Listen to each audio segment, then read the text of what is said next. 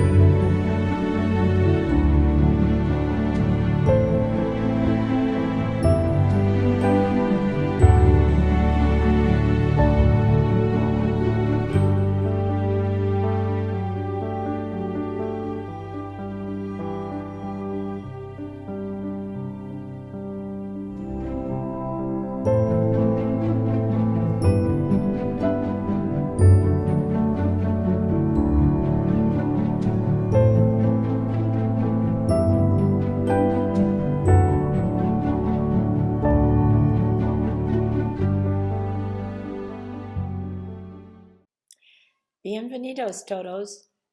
Welcome to the Unitarian Universalist Fellowship of San Miguel de Allende. We are very happy to be in community with you this morning. We celebrate together our spiritual diversity and an active multicultural community dedicated to empowering our members and friends to live lives of integrity, joy, and service. We welcome all, whomever you are, to this place of love and possibility for all. At the end of our service, we will invite you to participate with us in small groups or share your own thoughts on today's topic. You may accept the invitation to a small discussion group or stay online to join with some of our members to answer any questions you might have. And a reminder, this coming week is the General Assembly of our Unitarian Universalist Association, and we will not be presenting our own local service.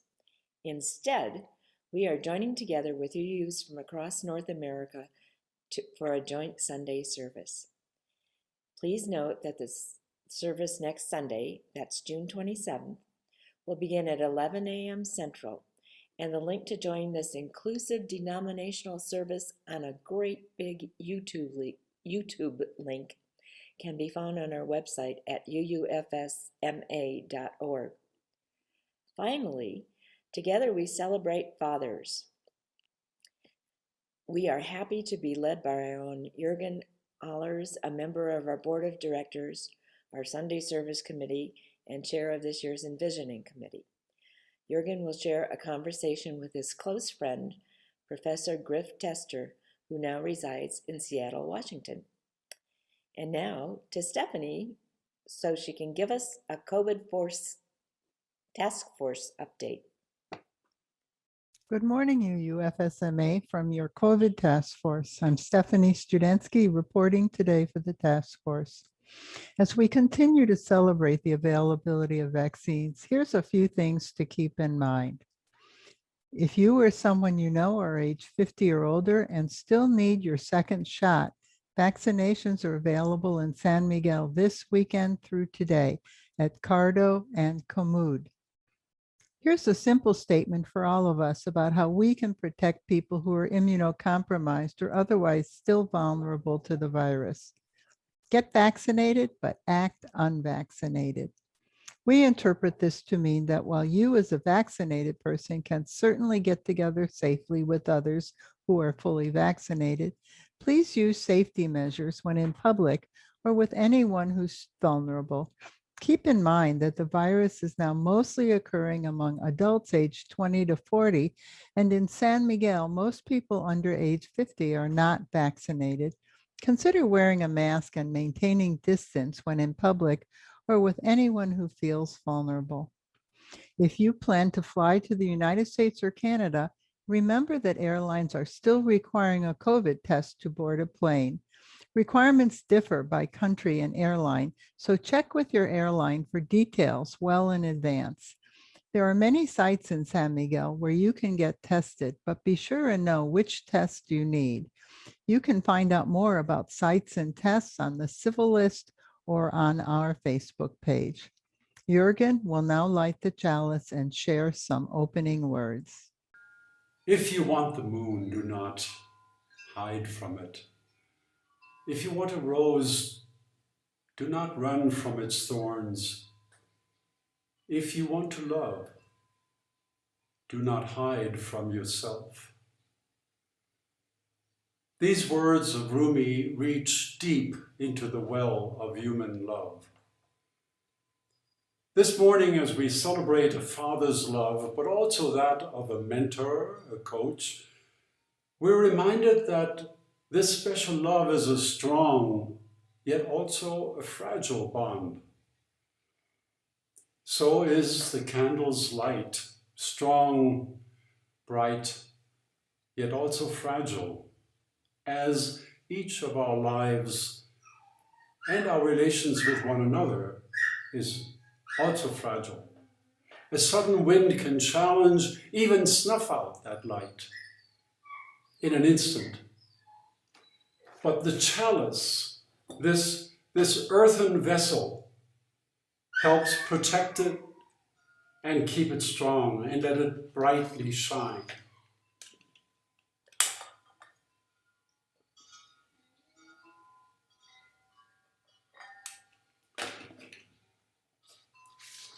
May this flame represent the strength, the resilience to be strong and be renewed in our faith for all that is good in our lives. And now, let us together sing the song, Standing on the Side of Love. You can remain seated.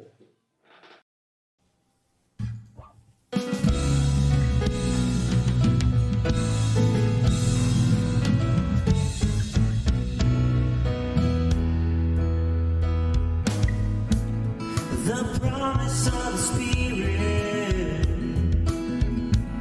faith, hope, and love abide, and so every soul is blessed and made whole. The truth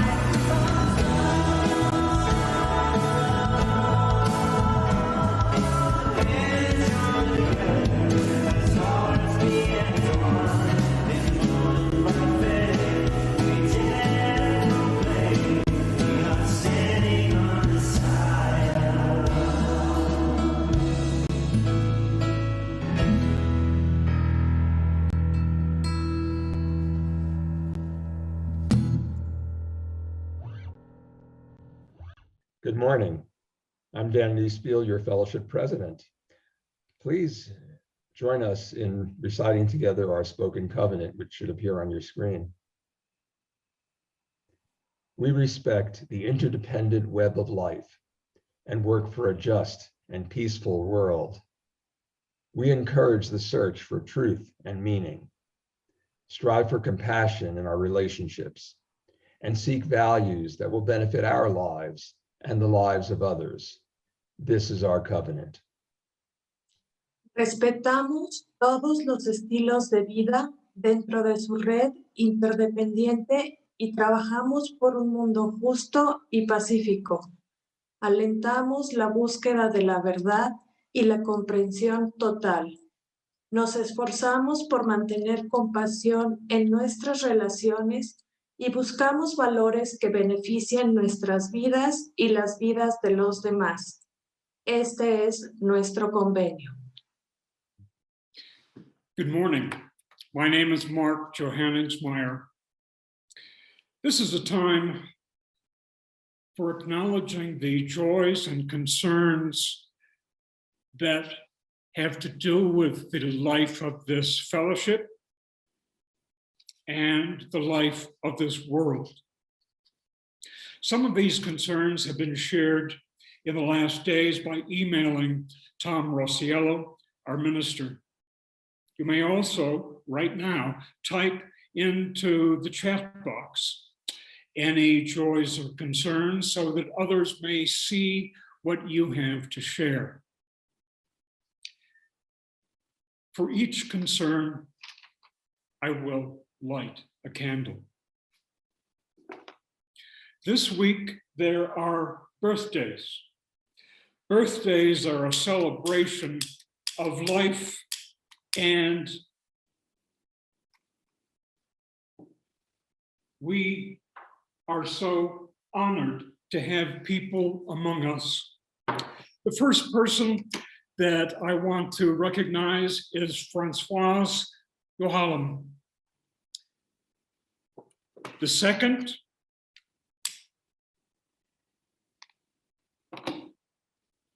is Malcolm Halliday.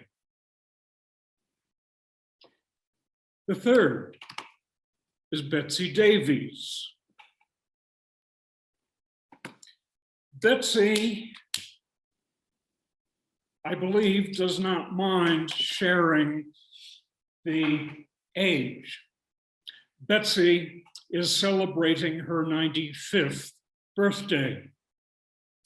Betsy was a founding member of this fellowship and has been founder and prime mover in many of the NGOs here in San Miguel over the years. I want to acknowledge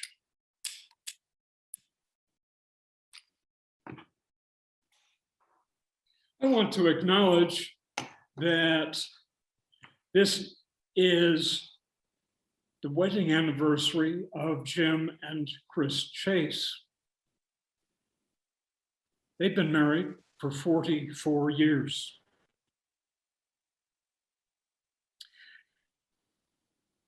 I would like also to acknowledge a concern, and that is for families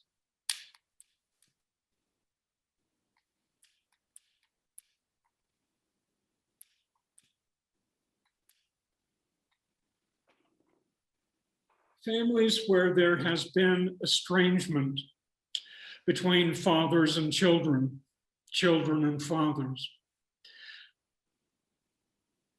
People have been kept apart by fear, anger, any number of reasons. We share this concern with you now.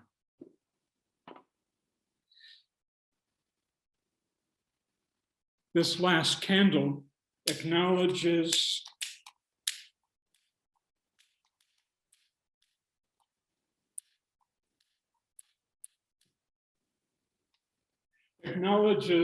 the unspoken concerns and joys that each of you have deep within you. Not all are spoken, not all can be. We acknowledge and share with you in this.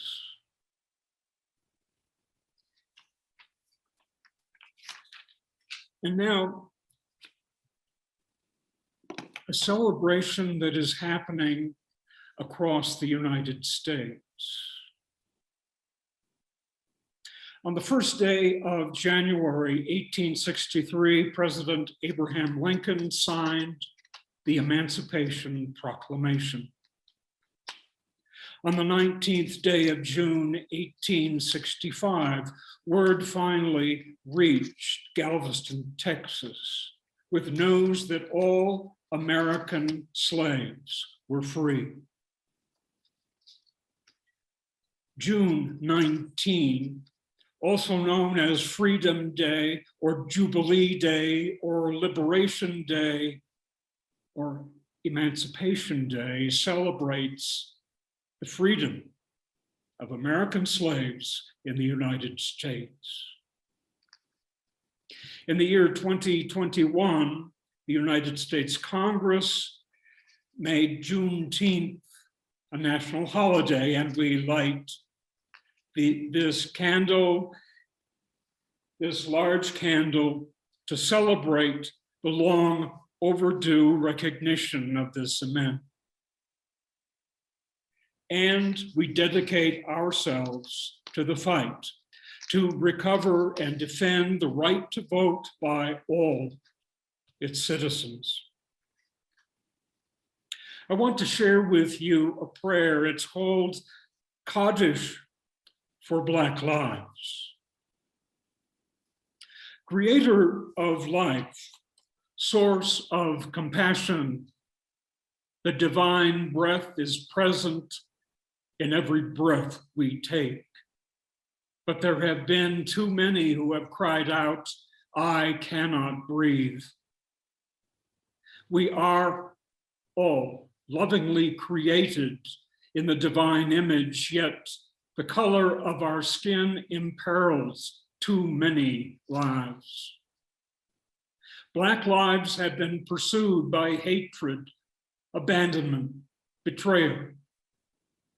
Black lives have been lost to the violence of the vigilante, cruelty of the marketplace, the silence of the comfortable.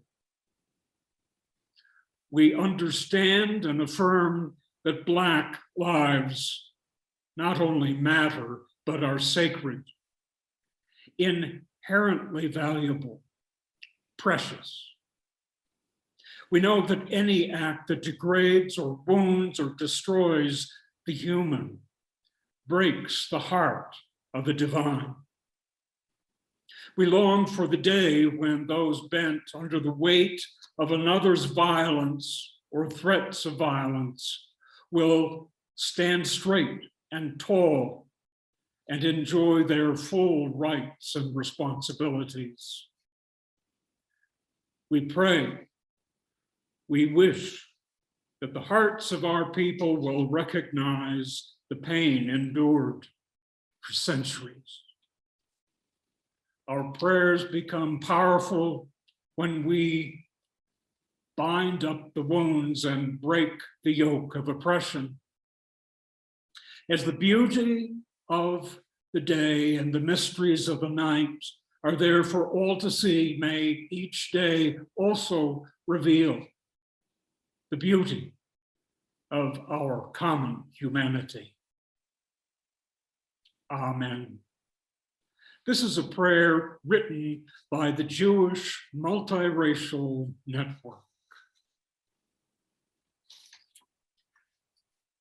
What follows is a prayer in music. It comes from the musical Fiddler on the Roof. Sunrise, sunset. Paula Peace is going to share that. Let's listen.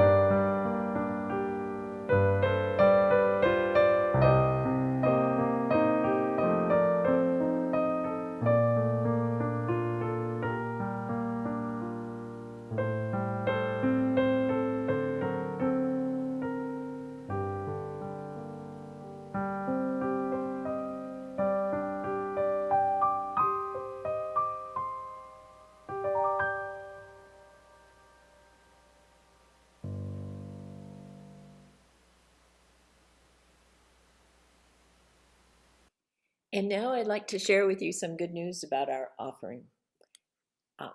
We have one of the 11 beneficiaries of our fellowships grant program is the Fundación de Apoyo Infantil.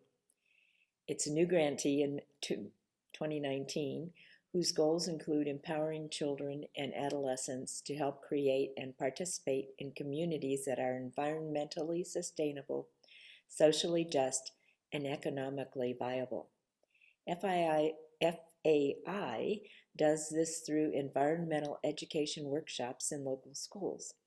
Here are 2 stories of the impact that the workshops have had on students. In the DIF preschool, children were taught new habits related to recycling. A little boy later moved from his preschool to an elementary school that had not yet received a workshop in environmental education. After a few weeks, his new teacher discovered he was keeping all his garbage in his backpack. When she asked why, he explained that there was only one container in the classroom, and he knew that garbage should be sorted. Another story comes from the rural community of Tres Palmas. Students were given workshops in environmental protection from human activity, the classification of garbage to reduce the amount of waste generated, the use of water catchment systems, and how to make natural fertilizer with organic waste from the school vegetable gardens, with which the mothers helped. The entire school community pledged to carry out activities to protect the environment. When after 2 months the garden started to grow, a girl commented that it seemed like magic because the garbage that had been there was gone and the land had become very beautiful. Another girl added, "Of course it has, because nature is magic." When our children grow up with this respect for and understanding of the environment, they ensure a more beautiful future for all. If you value your Sunday services and want to continue supporting the work of the NGOs to which we contribute, please donate generously. We pause now with music to let you connect to our donation link, which you will find in the chat box, or take a minute to go to our website, UUFSMA.org. That's UUFSMA.org. This morning's offering will now be gratefully received.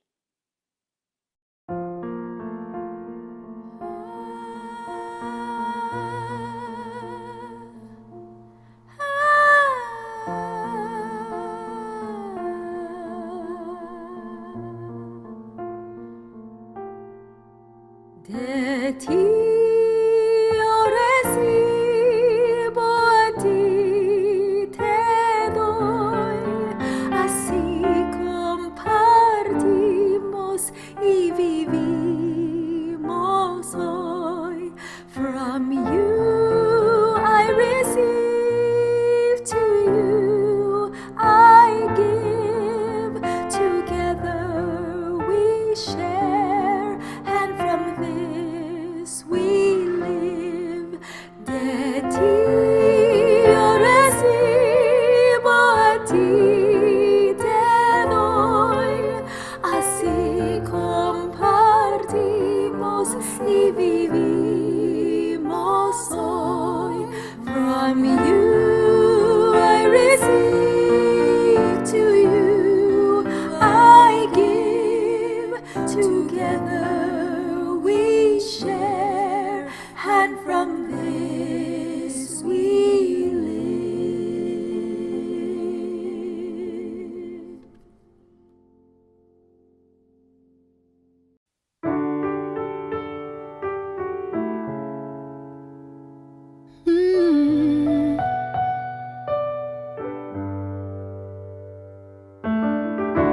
Back when I was a child,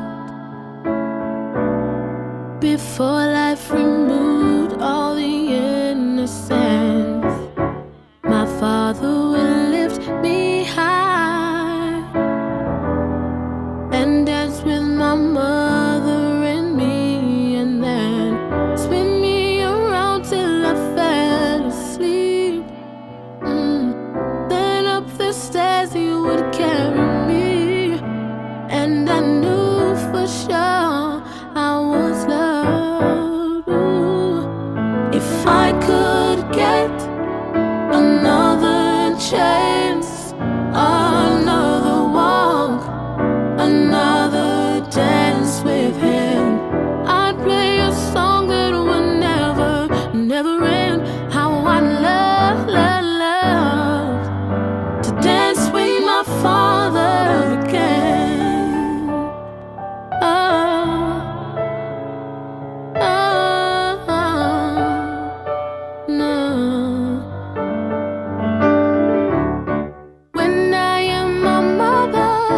disagree. To get my way, I'd run from her to him. He'd make me laugh just to comfort me, then finally make me do just what my mama said. Later that night when I fell asleep, he left $1 right under my sheet. Never dreamed that he would be gone from me. If I could steal one final glance, one final step, one final dance with him, I'd play a song that would never, never end. How I love, love, love to dance with my father. I could steal one final glance, one final step, one final dance with him. I'd play a song that would never, never end. 'Cause I love, love, love to dance with my father again. Oh, I love, love, love.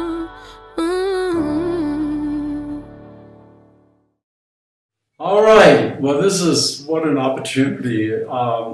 What a great pleasure to have my very good friend Griff Tester, whom I've known for at least a dozen years or so, be part of this with my beloved UUFSMA community.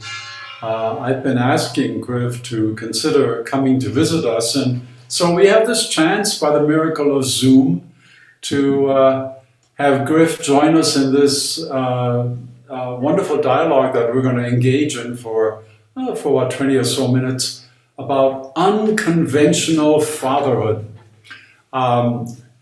Briefly, let me introduce Griff. He is a professor of sociology and women's gender and sexuality studies at Central Washington University. I met Griff in Atlanta when he was at Georgia State University. And the reason why he's participating in this morning's service with me is because he's a recent, freshly minted dad. A little background on that. He had his very best female friend from college, Jen, approach him one day, several years ago, maybe three years ago or so. She was in a relationship at the time with a woman, and she asked Griff if Griff would collaborate to have a baby. And Griff responded, yes. And so I think maybe 2 years ago or so, a baby named Quinn appeared, and I think much to Griff's joy, it's become Quinn has become a very valuable part of his life. And he's going to share with us his experience of fatherhood, and I will experience in the dialogue between Griff and me, my experience of fatherhood. So let's get to the split screen, and there we go. It's, as I said already before we started screening, it's such a joy to see Griff. He can't be here in person, but I feel totally thrilled to see his beautiful face. So we have three questions that we kind of wanted to look at, and I'm going to kind of be the initial questioner, but it's going to be a bantering back and forth between the two of us. And the first question is, what does fatherhood mean to you? So I'm going to hand it to Griff, and again, Griff, just great to have you with us. It's wonderful to be here. It's wonderful to see you. Thank you for having me. I really appreciate being here and having this opportunity to have this conversation. And I've obviously been thinking a lot about the question of what does fatherhood mean to me. In fact, when Jen approached me, it was one of the things that I had to really step back and think about. I've pretty much always known that I never had a burning desire to become a father or to become a parent, but I was always open to it. It was never something I was put off by or opposed to. It was just never something I felt pulled towards. Unlike Jen, who, again, I met Jen in 2000. I've known her for 20 some years. Jen is an individual, like many individuals, who have known much of their life that being a parent was important to them. So when she approached me, I had to really step back and think, what does this mean? And especially, what does it mean in the untraditional or unconventional context of how I would end up being a parent? Because the idea from the start was that I wasn't going to be a day-to-day parent, although I would be very much a part of Quinn's life. And that was one of the reasons Jen wanted to go with a known donor. Was she didn't want Quinn to have a lot of questions. And if Quinn did have questions, she wanted Quinn to be able to approach, in this case, me, and ask me those questions, and we could have that. And so when I think about what does fatherhood mean to me, in that context, or in the context within which we are, we being me, Jen, and Quinn. And just as a quick kind of side note, Jen is single, a single mother. She is no longer with her partner. She wasn't when we first started this conversation. So that's important to recognize when I talk about this. But one of the things that what does fatherhood mean to me, or what I'm excited about this idea of fatherhood and my opportunity to be a father, is that Quinn and I, and Jen, especially now when Quinn's only 2.5, but we get to decide what that means. We get to decide what that relationship is. And what I like about this queer sense of fatherhood is that there aren't rigid boundaries for Quinn and I to navigate. We get to, again, Quinn's 2.5 now, but even as our relationship grows, we get to decide what it is and how it unfolds, and what are those emotional bonds that we get to nurture, and how can I help Quinn nurture her sense of self and her sense of connection with me and with her mother, and with my partner, who is also a very big part of Quinn's life as well. So I think that's one of the things I think about most when I think about what does fatherhood mean to me. And I really like the idea that I am a significant part of Quinn's support network, and I will continue to be throughout my life. And what that support looks like and what it means can be fluid and change as Quinn grows and as I grow and as Quinn and my relationship grows together. So it sounds to me like you're taking quite a few cues from Quinn in your relationship, cues about fathering. Absolutely. And I think because it is not conventional, I think it opens the door to that possibility of allowing Quinn to be a major force in that driving nature of who I am to her in her life. So I'm definitely a part of that parenting in some way, but I have to I do fully respect the, and you know this being a parent, Jurgen, there's a big difference when you're doing the day-to-day caretaking. And I have so much respect for what Jen is doing. And so what I see my role in this is being not only a significant part of Quinn's support network, but especially now when she's so young, being a significant part of Jen's support network. Right. Yeah. And you were just together for about what, 5 days, 6 days? Yes. Yeah. That's beautiful. Well, I appreciate you giving us that initial insight into the excitement that you feel with this growing sense of fatherhood that's, I know is very meaningful to you. If I reflect on my own experience in those early years of being a father of young kids, I guess at a primal level, it's almost primitive. The sense of, well, this is flesh of my flesh and bone of my bone, if I may. You know, at that level, you feel an immense. When I recall this goes back 55 years or so, but I recall a sense of immense wonder and awe and terror because I didn't, and you don't. We don't have, or any father for that matter. There's no blueprint for this when you first step into that role, and I didn't particularly have a great model in my own father.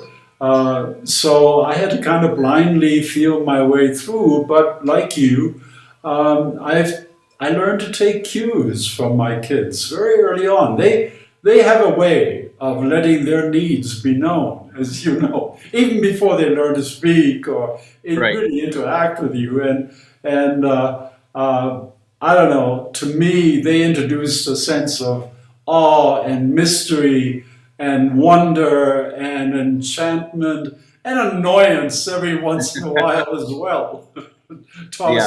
I'm sure every father can kind of agree with that. Was there an inconvenience? Yeah, once in a while. I mean, getting up in the middle of the night when they were, crying and in need of something, you just get up and, you may change the diapers or you pat them on the diapered butt and get rid of the colic that might be there or whatever, calm them back down. But, that inconvenience just becomes a natural response, a natural reflex. I think I cut you off, or you were about to say something. Well, no, I appreciate the comment you made about the sense of awe that comes with that. Quinn was born 6 weeks early, and I was planning on being at her birth, but she came early, and it happened so fast. And with being in Seattle, I wasn't able to get there until she was, I think, a day and a half old, and she was in the neonatal intensive care. And I remember, and I have a photo of this, the first time I held her. I think that was probably the best way to describe what I was feeling, because it's so, there's not a lot of words that you can attach to it, but a sense of awe is certainly something that fits. Yeah. And I think that's where that started developing for me, is in those first few moments, because Jen had gone back to her room to allow me time to spend time with Quinn. And I just remember sitting there looking at her, holding her, looking at her, and thinking, I'm so excited for what the future holds, not only for us, but for her and her mom. And, and that idea of the unknown, but at the same time, knowing that I'm really excited about having the opportunity to be a part of it, having the opportunity to be a part of her life and to help bring compassion and love to her life and support her and her sense of self is so exciting. And I know from talking to you that is a big part of your idea of fatherhood, but I'm curious to know a little bit more about what fatherhood means to you, whereas I'm at the beginning in many ways, and you have more experience of this. Kind of over time, how has fatherhood changed for you? That's a really, really, really good question.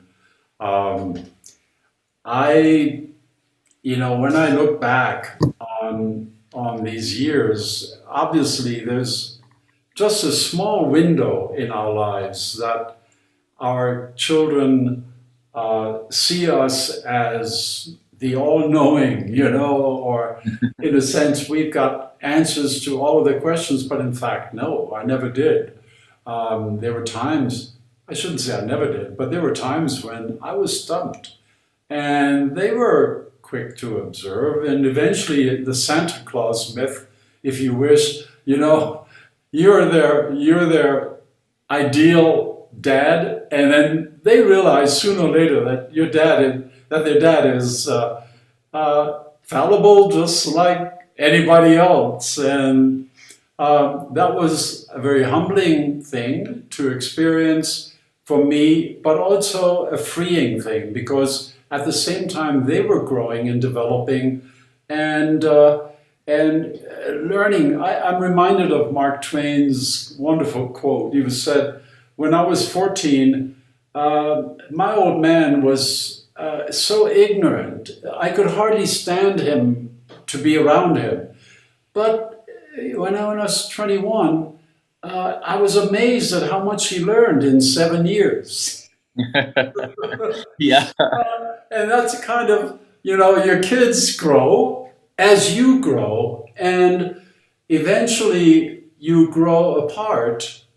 If you're lucky, you will grow old together. You do things together that are of meaning to you, but they leave their impact on their lives. And you can only hope and trust that somehow that nurturance that you gave them in those early years will carry forth, and they will become responsible human beings, have wonderful relations with their spouses or partners, and eventually with their own children. I was just looking at a note that I made, and I shared this with you on a previous, more than once, I'm sure, occasion, about my concept of love, which is very simple: holding close with open arms. It's a paradox, but I've tried to live that definition as much as possible, letting my kids know that I love them, that I hold them close dearly, that I want to hold them close, but with the ability for them to move freely, to make their choices, to give me their cues, as I used before earlier, as to how they want to proceed with their life and adjust. I remember the prodigal son, the analogy, the metaphor, the prodigal son, where the father let his son go, his younger son, who wanted to experience life, and then at one point, the repentant son, because he had spent all of his money, it was gone, and he came back to the father, and the father loved having him back and threw a big feast. And that's the way I think I'm living my life. Griff, it'd be interesting for me to hear, how has your fathering differed from the way you experienced it with your father? That's an interesting question too, because obviously there are some key ways that it is different, in the sense that my parents had me, and my father was a part of my life as long as he lived. He passed away 20 some years ago now, 22, 23 years ago. But until I was about 25, he was in my life. And growing up, he was a part of my day-to-day life. So that part's different, given that Quinn and I live in different places and get to see each other, a few times a year in person, and then weekly via, virtual meetings and things like that. But so there's that. But at the same time, I feel very fortunate because my father is such a great role model for me, and thinking about how I want to interact with Quinn. And it's interesting for me because my dad did the exact opposite. And I think it's because that was his relationship. He wanted to do something very different. And so my dad, despite working a lot, being working class, working sometimes 6-7 days a week, he was always there. It seemed like, despite he was always at work, but whenever I needed something or I had something going on in my life, he was always present. Wow. And he made the time to be a part of things that were important to me. And he always, always, always told me he loved me. He always hugged me.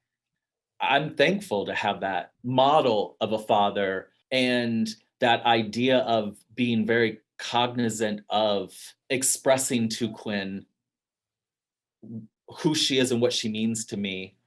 And despite being, at least for now, physically distant, making time to be there for her, both virtually and in person.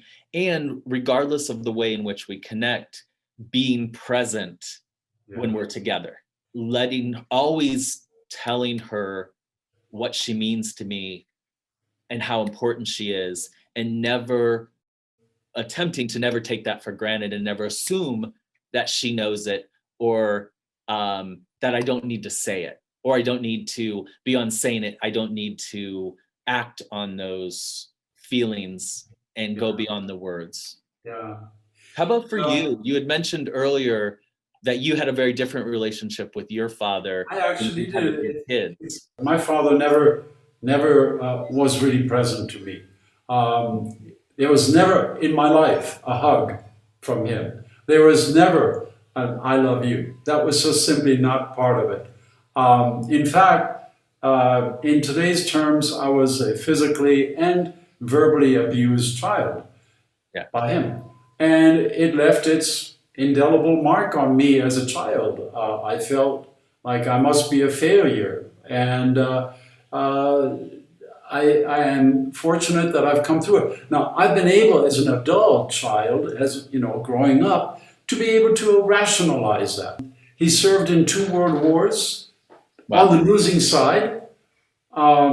He was a repressed homosexual himself, as I discovered later, as I've told you before, after his death.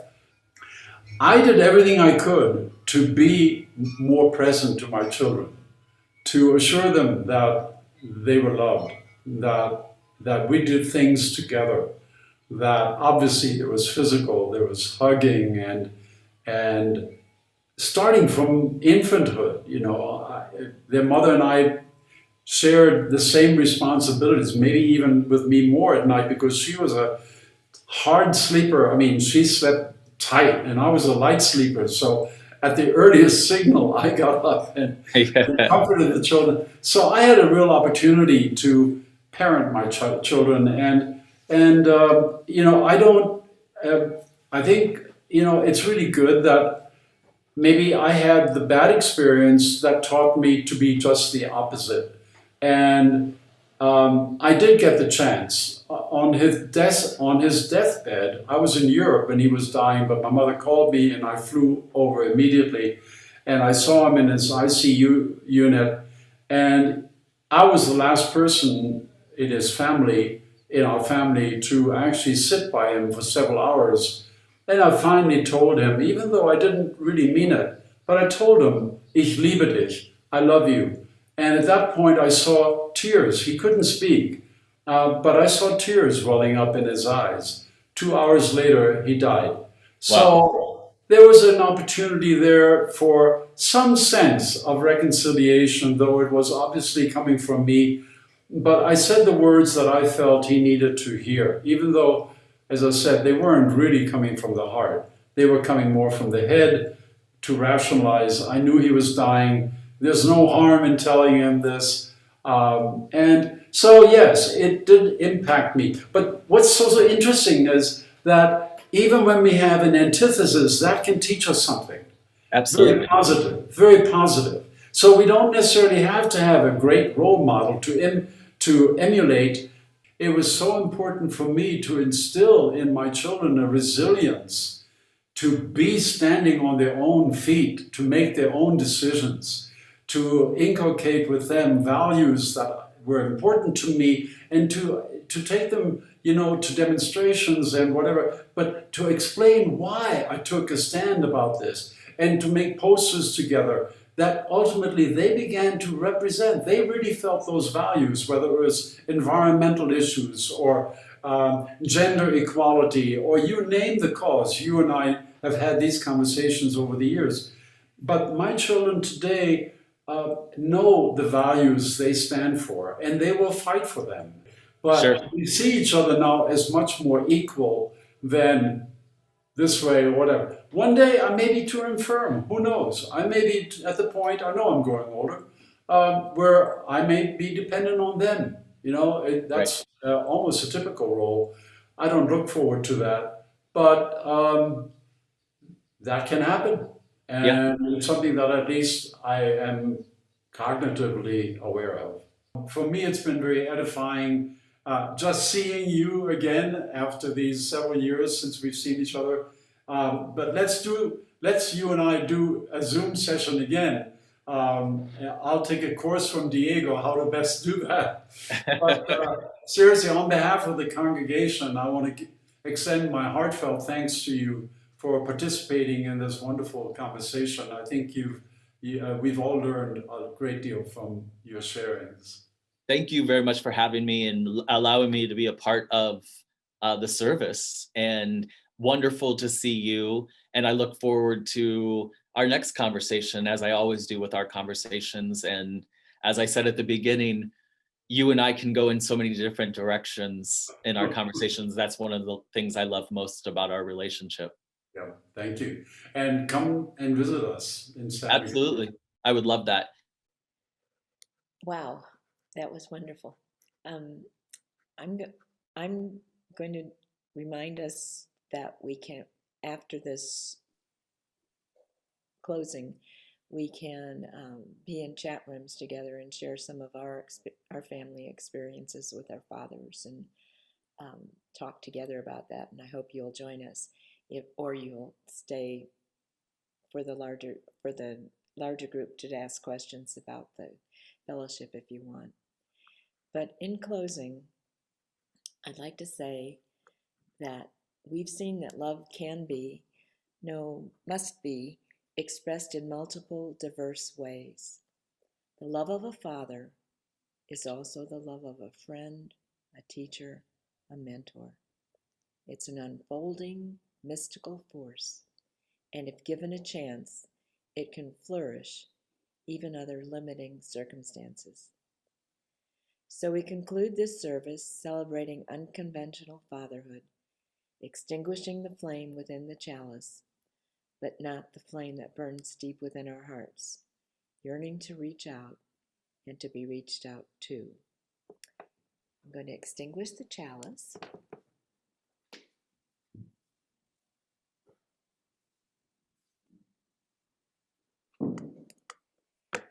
And we'll end with the song, The Rose, performed by Bette Midler and Wynonna Judd.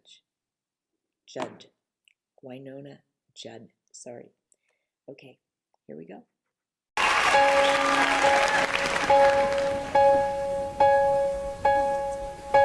Some say love, it is a river,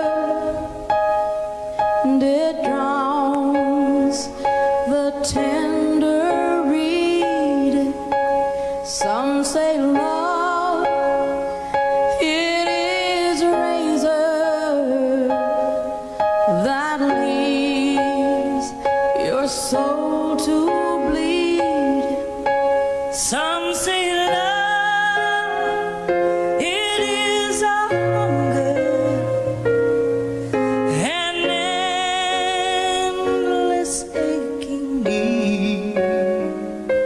I say love,